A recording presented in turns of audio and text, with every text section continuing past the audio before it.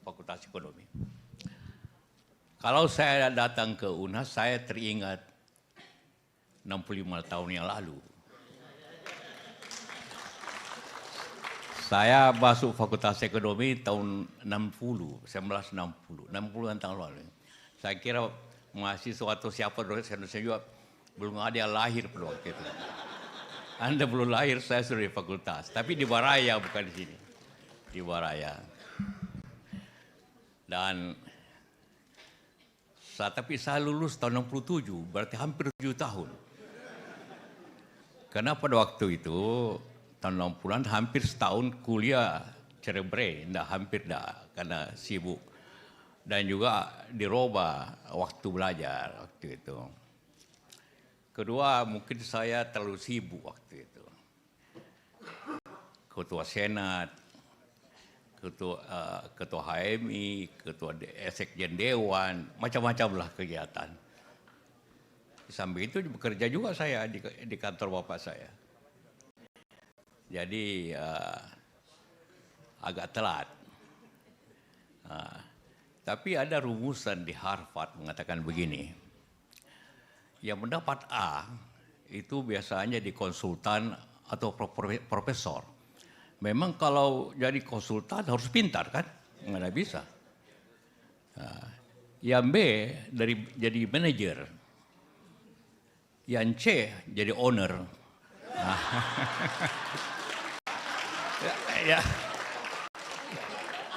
Karena tidak bisa jadi konsultan karena dia rapornya C. Tidak mampu jadi manajer, ya owner saja dia. Saya ikuti falsafah itu, jadi saya jadi owner.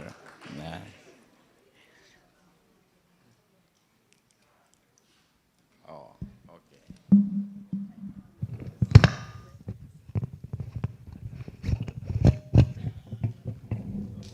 Baik. Ya, terima kasih. Sekali lagi juga selamat ke ulang tahun Fakultas Ekonomi. Kenapa Fakultas Ekonomi lebih dulu daripada UNHAS? Sejarahnya begini, waktu dulu, masih zaman Belanda, hanya ada satu universitas di Indonesia waktu zaman Belanda, yaitu hanya University van Indonesia. Dan itu berlanjut setelah kemerdekaan, karena waktu itu kedaulatan belum diserahkan, jadi yang ngatur masih orang Belanda. Tiap kota itu diberikan satu universitas yang besar. Jakarta, Fakultas Hukum dan Fakultas Kedokteran. Surabaya, Fakultas Kedokteran Gigi. Bandung, Fakultas Teknik, itu ITB kemudian. Bogor, Fakultas Pertanian. Maka kemudian di Makassar dipilih Fakultas Ekonomi. Jadi kita dulu Fakultas Ekonomi Universitas van Indonesia. Itu sejarahnya. Karena dianggap orang Makassar, orang Bugis Makassar, Sulawesi Selatan itu punya semangat pedagang. Kenapa Fakultas Ekonomi dibikin di Makassar? Tetapi jadi waktu itu sejarahnya, hampir semua profesornya orang Belanda. Tapi kita ingat tahun 51, mulai pemberontakan DITI. Waktu tempat kuliahnya di Baraya. Baraya dulu itu kan pinggir kota, sepi. Maka suka dimasuki tembakan-tembakan. Maka semua profesor itu meninggalkan Makassar. Maka tutuplah itu Fakultas Ekonomi. Nanti didirikan kemudian tahun 53. Nah, itu sejarahnya kenapa tahun 48. Tapi pernah hilang Fakultas Ekonomi ini 3 tahun. Tidak ada fakultas. Kampusnya masih ada, tapi tidak ada. Pokoknya pindah ke Jakarta. Nah, itu sejarahnya. Kenapa itu terjadi. Nanti kemudian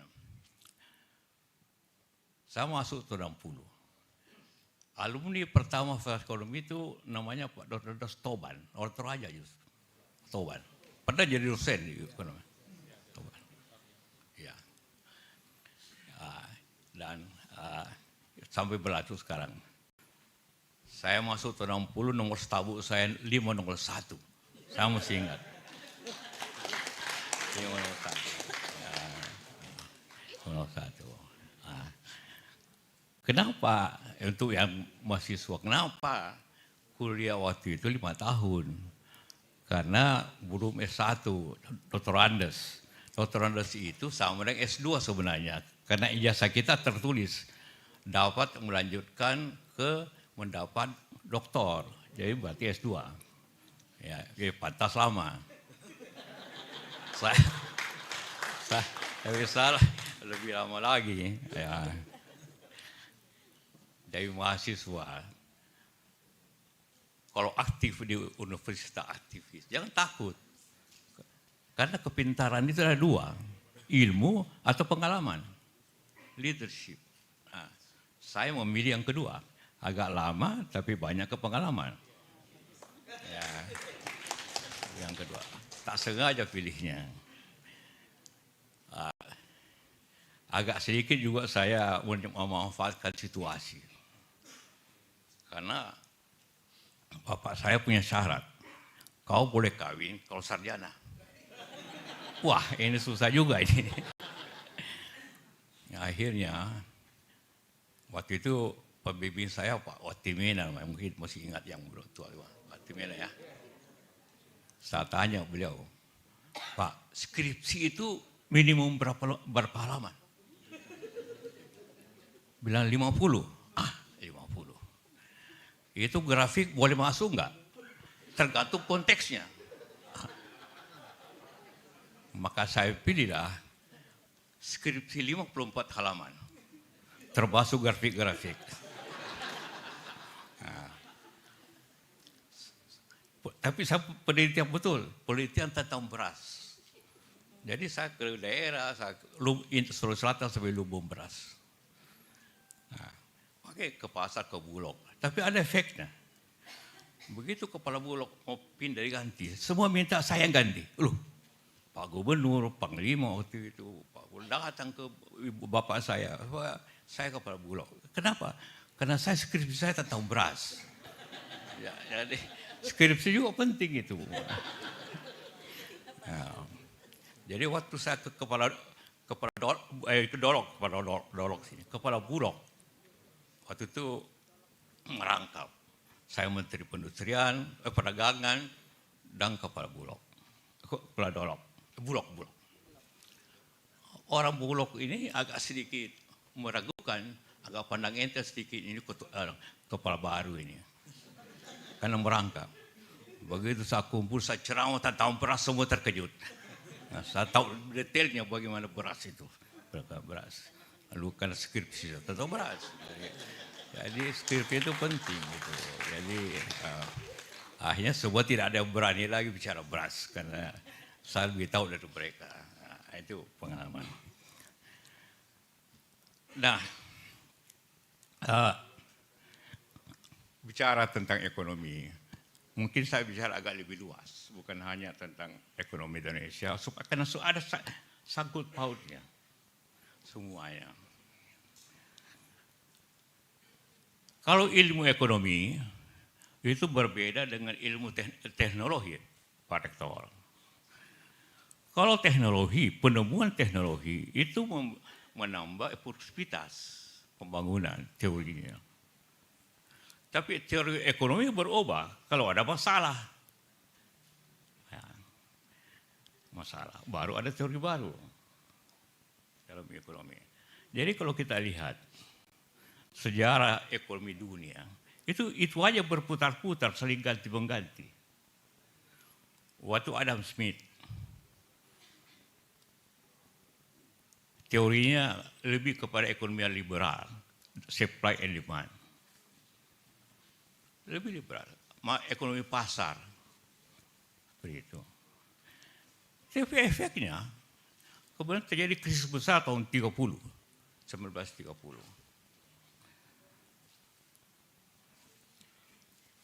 timbullah kemudian penyelesaiannya teori baru. Pemerintah harus ikut. Kan itu Keynes, timbullah teori Keynes. Bahwa pemerintah harus masuk ke sektor ekonomi. Teori Keynes. Saat itulah maka Amerika membangun infrastruktur, membangun dam besar supaya rakyat bekerja. Ini berlangsung terus. Ya, peranan pemerintah harus mempengaruhi ekonomi, bukan hanya ekonomi pasar yang jalan. Tapi kemudian kadang-kadang pemerintah lagi terlalu jauh masuk. Ekonomi juga jadi susah. Maka timbullah lagi teori baru lagi, kembali ke pasar. Ini propori oleh Dr. Friedman dari Chicago.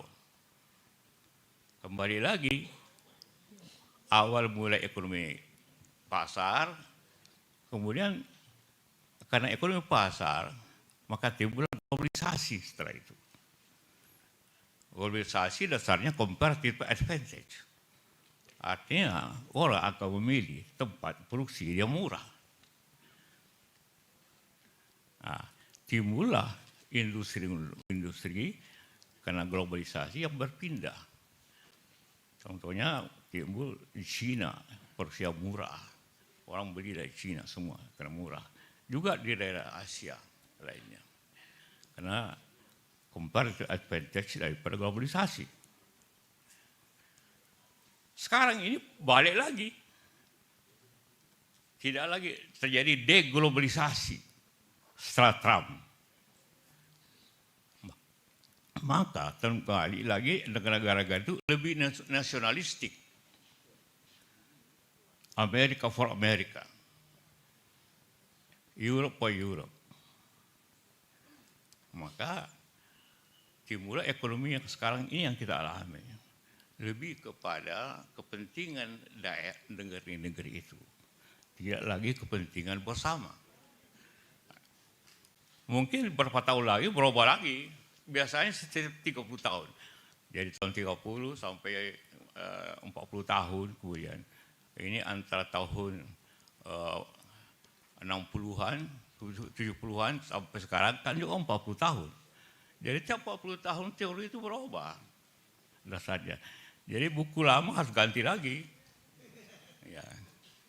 Nah, itulah kira-kira perkembangan. Karena ini Fakultas Ekonomi kita bicara ilmiah sedikit. Ya. Itulah perkembangan teori-teori ekonomi di dunia ini yang mendasari juga ekonomi kita. Nah, kalau tapi ini juga dipengaruhi nasionalisme ini dipengaruhi oleh politik. Jadi setelah terjadi perang Ukraina dengan Rusia, Israel dengan Palestina, dan juga sekarang ini di banyak tempat India dengan Pakistan, sekarang ini Thailand, ini dipengaruhi semua menjadi orang nasionalistik. Tapi kembali lagi ke blok Timur Barat. Sekarang blok Rusia Cina lawan Amerika dengan Jepang dan sebagainya. Nah, itu yang menyebabkan suatu perubahan-perubahan macam ini.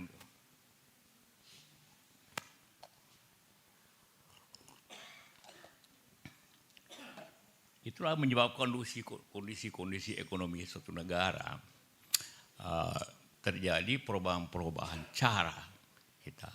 Sebagian kita masih sisa globalisasi. Globalisasi itu cirinya pembebasan liberal, ekonomi liberal, pembebasan di suatu negara, pembatasan biaya masuk, pembebasan biaya masuk. Kita karena itu ekonomi dunia berjalan dengan comparative advantage, siapa beli murah itu yang dapat. Nah, terjadi. Sekarang kembali lagi biaya masuk tinggi, tarif kalau di Amerika. Amerika pasang tarif, ini pasang tarif, kita pasang tarif, akhirnya terjadi nasionalisme ekonomi. Jadi kita berada dalam keadaan ekonomi yang lebih nasionalistik sekarang ini. Nah, itu yang mempengaruhi ekonomi Indonesia. sebelum masuk ke ekonomi Indonesia, tentu kita sebagian berasal dari globalisasi. Sekarang mulai kita berada di ekonomi yang lebih nasionalistik di dunia ini. Ini ada hubungannya dengan politik juga. Ya. Nah, itulah kondisi. Nah, sekarang kita bicara tentang ekonomi Indonesia dengan dasar keadaan sekarang, kondisi hari ini. Kita mengetahui bahwa kita mempunyai suatu tingkat, ini kondisi ekonomi kita. Kita melihat pertumbuhan dunia sudah agak kita terpengaruh sudah baikan, tapi belum seluruhnya. Yang mempengaruhi kita antara lain ialah apa penghasilan terbesar kita. Kita berada dalam kondisi ekonomi menengah, pendapatan menengah. Pendapatan menengah itu ialah bahayanya bisa terjebak dalam ekonomi menengah. Kita sekarang terjebak di dua hal.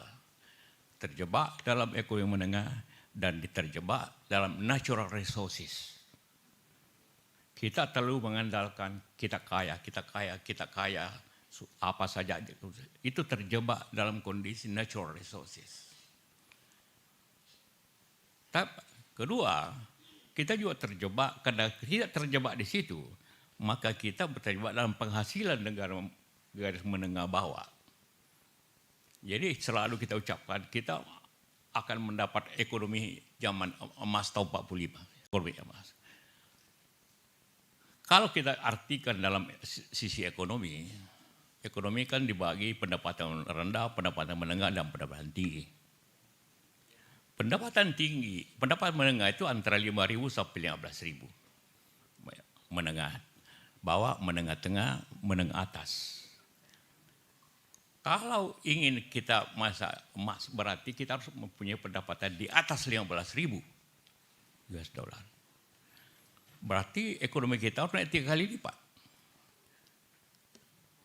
Ekonomi pendapatan itu dianggap pada national product, GDP. Nah, inilah masalah yang kita hadapi. Bagaimana kita lepas daripada dua hal ini.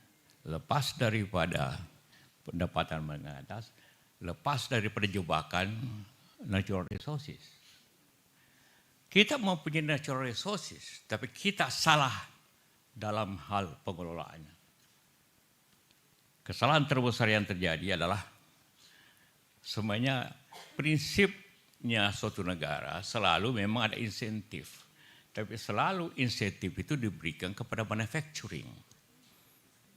Yang bisa memberikan pekerjaan, yang bisa transfer teknologi, dan bisa menaikkan ekspor. Manufacturing, nilai tambah.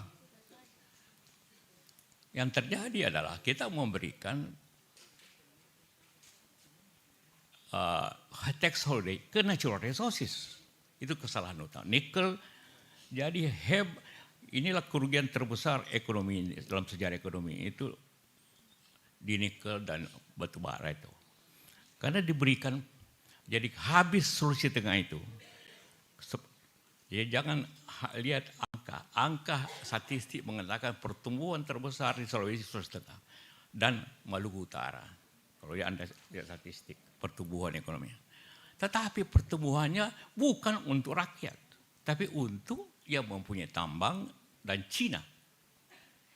Karena jadi ekspor nikel itu sebagian seluruhnya tidak bayar pajak apapun terkecuali royaltis. Bayangkan kerugian negara luar biasa di situ. Dan itu terjadi tahun 2020, saya sudah tidak di pemerintahan. Memang zaman tahun terakhir 2009, SBJK, kita mulai melarang, membuat undang-undang melarang ekspor bahan baku. Harus dikelola, istilahnya Pak Jokowi hilirisasi, sama dengan industrialisasi. Itu wajar. Tetapi tiba-tiba semua, tidak tahu siapa melobi. keluarlah peraturan bebas pajak, bebas biaya, bebas. Jadi Cina itu menikmati luar biasa. Dan kita dapat nanti banjir kalau ada apa-apa. Rusak lingkungan. Rusak lingkungan itu. Itu akibat itu utamanya bukan hilirisasi intinya. Kenapa bebas? Padahal biasanya aturannya bebas kalau manufacturing. Kalau kursi mobil, kayak kursi gelas, kursi apapun. Karena itu ada nilai tambah. Ini tidak ada nilai tambahnya karena semuanya dibawa keluar. Bawa keluar.